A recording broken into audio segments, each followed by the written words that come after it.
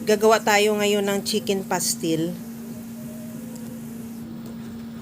Mayroon ako ditong 3 pirasong chicken breast. Pakuluan ko lang yan at lagyan ko ng asin at pamintang buo. Maglagay din ako ng dahon ng laurel. At pakuluan ko yan hanggang sa maluto. Pagkaluto niyan, tanggalin ko muna yan sa kaldero at palamigin.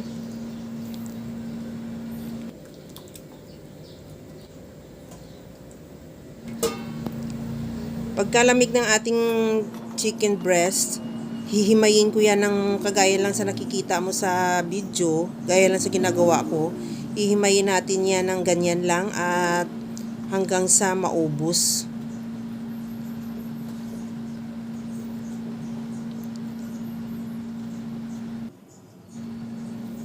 Kagaya lang yan, okay na yan, ganyang kaliliit. At ito na yung nagawa natin. Sa kawali naman, maglagay ako ng mantika at igisa ko na yung bawang.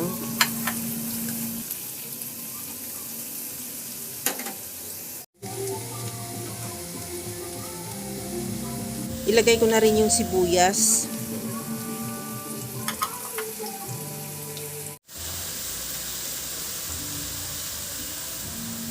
Maglagay na rin ako ng asin at paminta.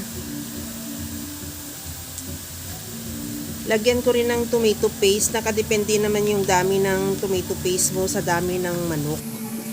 Ang iba naman dyan, annatto seeds o ginagawa nilang annatto oil. Yun o yung aswiti.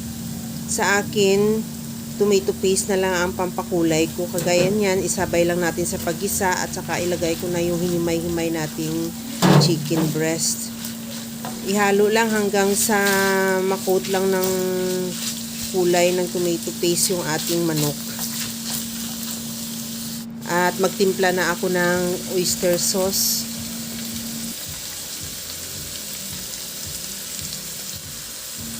Lagyan ko rin ng paprika. Ini naman kahit anong mga spices dyan na available sa iyo, pwede mo naman ilagay kahit ikaw naman ang masusunod dahil kayo na rin naman ang kakain yan.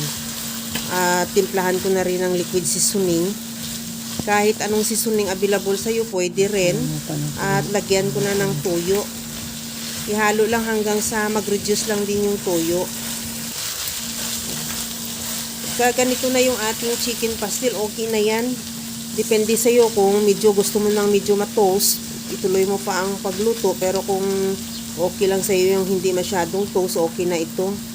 At ready to serve na yan. Kaya mga kalasa, kung nagustuhan mo yung ating video, please like na lang at pakishare na rin sa inyong mga friends. At kung bago ka pa lang sa aking channel, subscribe na at i-click mo na rin ang bell button para sa mga notification. Okay na to. Hanggang sa muli mga kalasa. Thank you for watching. Bye-bye!